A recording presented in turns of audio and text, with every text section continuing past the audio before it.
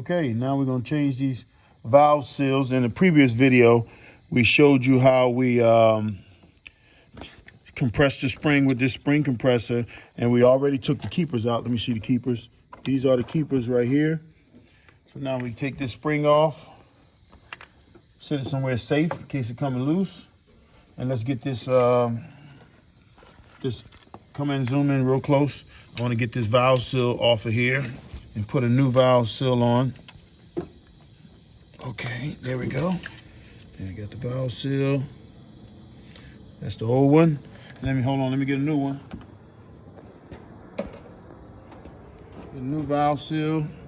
We always use good old assembly lube. This is with Moly Graphite. All right. Put a little bit inside the lip where it's gonna rub.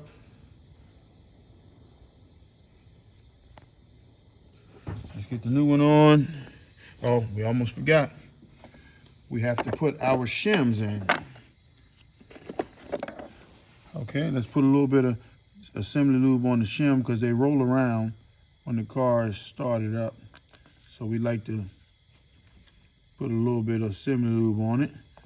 Okay, so we got our shims. Let me make sure not an old one on there. No, I took the old one off to measure for the new ones. And we got the new one in. Okay, that's it. Now, where's our valve seal? Put the new valve seal on. Make sure it's all the way down. Sometimes we would take a socket and push them down with a socket.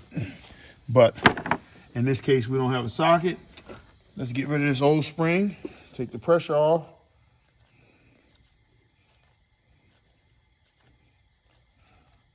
I always squeeze it because you don't want to have it fly out on you. So I keep my hands around it so I can get it out. We also need this. Grab a new spring. Very good looking springs. Put the springs in. Well, make sure you always put this in with it facing inside the spring. And just wind this all the way up so we can get a good bite. Okay. And let's get this thing on here.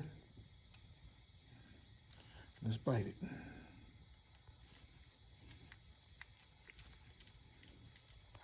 Always like to hold it just in case they want to get loose. I had a couple get loose on me when I was younger, but not since I got older. I try to be safe. Compress that spring way down. That's good and compressed. Get it on here.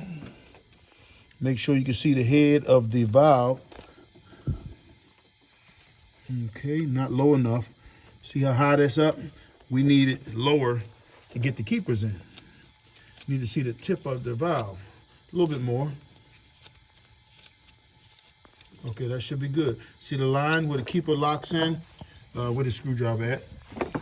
This line right here, that little black line. Yeah. Can you see it? They look kind of blurry. But that little line right there, I don't like how blurry it is. Bring it up some. Bring it up. Okay, right there.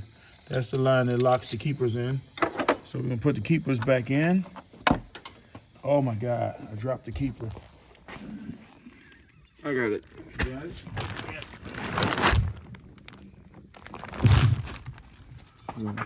Valve, okay. Valve keeper.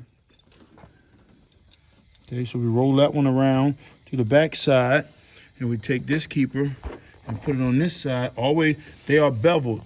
If you look at how thick it is over here, and then how thin it is over there, the thin side goes down, so it's like a wedge. So we put this side in. Okay. See, it's not all the way down. Okay, now it's down. Then we pull this up to make sure it's gonna, can you see that? Inside of there. See, now it can't go anywhere. Now I can loosen up my spring. But I keep it up in the air to hold the keeper. See, if I let it down, they might mess up. So I keep it pulled up in the air while I'm locking it. Okay, let's lock it in. Lock it in. Okay, that's in.